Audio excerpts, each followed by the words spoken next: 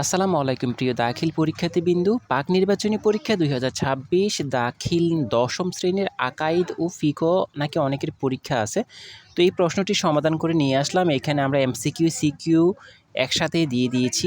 তো অবশ্যই ভালো করে শেষ করবেন। শুরুতেই বলে রাখি, আপনাদের জন্য এত কষ্ট করি, আপনাদের কাছে বিনিময়ে কোনো কিছু চাই না। শুধু চাই আপনারা আমাদের অন্তত এই চ্যানেলটাকে সাবস্ক্রাইব করে রাখুন।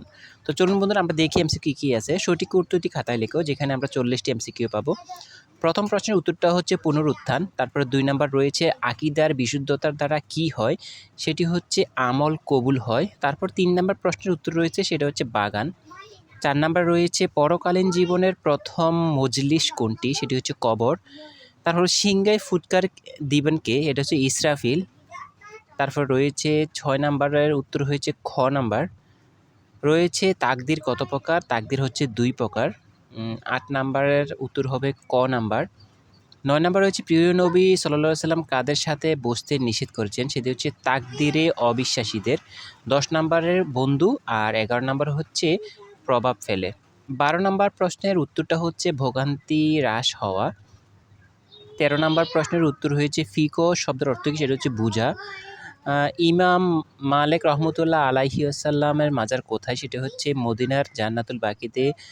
১৫ নাম্বার প্রশ্নের উত্তর হচ্ছে নোমান। ১৬ নাম্বার প্রশ্ন হচ্ছে ইমামু দারিস হিজরত কাকে বলা হয়? সেটা হচ্ছে মালিক রহমতুল্লাহ আলাইকে। ১৭ নম্বর প্রশ্নের উত্তর হচ্ছে ইমাম আবু হানিফা রহমতুল্লাহ আলাইয়ের জন্ম হচ্ছে ৮০ হিজরিতে। তারপর আমাদের প্রশ্ন রয়েছে ১৮ নাম্বার, উত্তর হবে খ নাম্বার। ১৯ নাম্বার প্রশ্ন রয়েছে কোরবানি শুরু হয় কত তারিখে? সেটি হচ্ছে ১০ই জিলহজ তারিখে। তারপর ২০ নাম্বারের উত্তর দেওয়া আছে ৩ দিন। রয়েছে আমাদের ২১ নাম্বার প্রশ্ন। তার আগে বলে রাখি বন্ধুরা, যারা এখনও আমাদের চ্যানেলটাকে সাবস্ক্রাইব করেননি, এখনই সাবস্ক্রাইব করে ফেলুন, কারণ আপনাদের জন্য এত কষ্ট করি, বিনিময়ে চাই শুধু অন্তত একটা সাবস্ক্রাইব আশাই করতে পারি। তো দ্রুত সাবস্ক্রাইব করে ফেলুন, আর পরবর্তী প্রশ্নের জন্য অবশ্যই কমেন্ট করে রাখুন। ২১ নম্বর প্রশ্ন হচ্ছে অবৈধ। ২২ নম্বর প্রশ্ন হচ্ছে ১ বছর। ২৩ নম্বর প্রশ্নটা আসতেছে, একটু আমরা দেখে নিই। আপনার বন্ধুদের কাছে আমাদের ভিডিওগুলো শেয়ার করতে পারেন, আর যাতে সবাই একটু উপকৃত হয়। ২৩ নম্বর প্রশ্ন উত্তর হচ্ছে বাগান। আর ২৪ নম্বর প্রশ্ন রয়েছে কোন পাহাড়টি নবীজি সাল্লাল্লাহু আলাইহি ওয়াসাল্লামকে ভালোবাসতেন এবং নবীজিও পাহাড়টিকে ভালোবাসতেন? সেটি হচ্ছে জাবালে উহুদ পাহাড়টি। তার পরবর্তীতে আমাদের রয়েছে ২৫ নম্বর প্রশ্ন। তো ২৫ নম্বর প্রশ্নটি যে আমরা দেখার আগে আমরা আবারও বলে রাখি যে, যারা এখনও নতুন, যারা আমাদের সাজেশনগুলো ফলো করেন, ইনশাআল্লাহ আমাদের সাজেশনগুলো থেকে কমন পাবেন। সেজন্য অবশ্যই আমাদের সঙ্গে থাকেন, আমাদের চ্যানেলটাকে সাবস্ক্রাইব করে রাখেন। ২৫ নম্বর হচ্ছে ক নাম্বার, এমন গুনাহ যা পূর্ণ হারাম রয়েছে। তারপরে আমাদের ২৬ নম্বর প্রশ্নটা আমরা একটু দেখে নিই। বন্ধুরা, আপনাদের পরবর্তী কী পরীক্ষা রয়েছে সেটি আমাদের কমেন্ট করে জানিয়ে রাখবেন, আর কোন দিন কোন পরীক্ষা সেটি আমাদেরকে জানিয়ে রাখবেন। ২৬ নম্বর হচ্ছে কবিরা গুনাহসমূহের মধ্যে সবচেয়ে বড় গুনাহ কোনটি? সেটি হচ্ছে শিরক করা। কবিরা গুনাহের পরিণতি হচ্ছে জাহান্নাম। ২৮ নম্বরের উত্তর হবে ক নাম্বার, কোনো মানুষের নেতা হওয়া। ২৯ নাম্বার হচ্ছে দোয়া।